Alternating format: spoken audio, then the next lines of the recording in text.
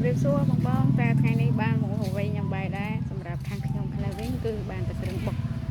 អញ្ចឹងចង់នាំបងទៅមើលវីដេអូអំពីទម្លាប់នៅក្នុងការធ្វើទឹកគ្រឿងបុករបស់ខ្ញុំអញ្ចឹងទៅទស្សនាវីដេអូរបស់ខ្ញុំទាំងអស់គ្នាសូមជឿ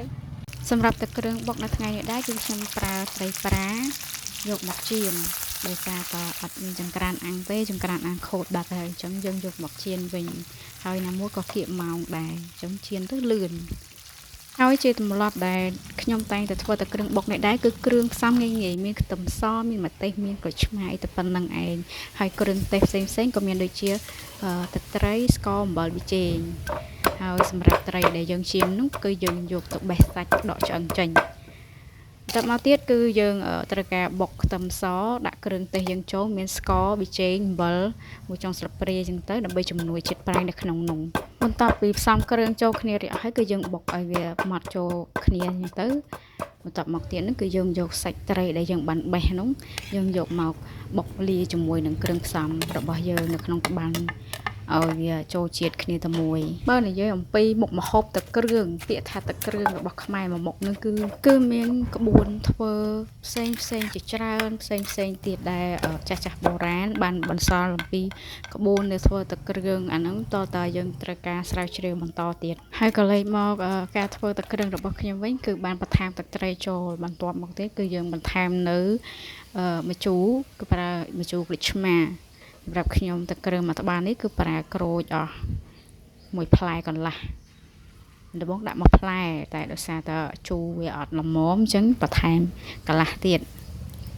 រួចបន្ទាប់មកទៀតហ្នឹងគឺយើងបន្ថែមនៅទឹកឆ្អិនរបស់យើងទៅតាមចំណង់ចំណូលចិត្តមើលបានរាវឬក៏ខាប់ហ្នឹងគឺថែមថយទៅតាមការចូលចិត្តគ្រឿងផ្សំរបស់យើងគឺបានផ្សំចូលក្នុងត្បាល់ទឹកគ្រឿងរួចអស់ហើយអញ្ចឹងយើងធ្វើការភ្លក្សប៉ុណ្ណឹងបើល្មមក៏ជាការរួចរាល់យើងដួសដាក់ចានមកដល់ម៉ោងបាយថ្ងៃល្មមធ្វើអញ្ចឹងគឺលឿនមែនទែនតាន់ចិត្ត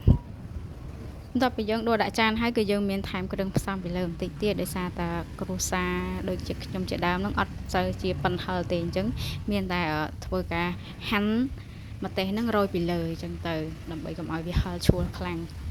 ប៉ុន្តែគឺជាការរួចរាល់ហើយសម្រាប់បន្លែផ្ទាប់ជាមួយនឹងទឹកគ្រឿងមួយមុខនេះគឺមានមួយចំនួនខ្ញុំត្រូវការស្រុះវាដើម្បីញ៉ាំជាឆ្អិនមានដូចជាស្នៀតពោតមានដូចជាពោតបារាំងហើយនឹងត្រួយស្អំជាដើមអញ្ចឹងធ្វើការស្រុះវាមួយលើអញ្ចឹងទៅដើម្បីញ៉ាំទៅវាថ្នឹកណាមួយអត់សូវចូលចិត្តឆៅដែរដល់ពេលដែលស្រុះទៅវាមានជាតិផ្អែមឆ្ងាញ់ហើយក៏មានបន្លែមួយចំនួនទៀតដែលញ៉ាំឆៅនោះគឺមានដូចជាផ្កាស្នោត្រសក់ហើយនឹងត្រួយស្មាច់មកក្នុងបន្លែទាំងអស់ហ្នឹងអ្វីដែលខ្ញុំចូលចិត្តជាងគេហ្នឹងគឺ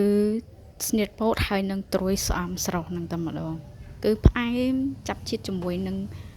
ទឹកគ្រឿងខ្លាំងមែនទេគឺចូលចិត្តខ្លាំង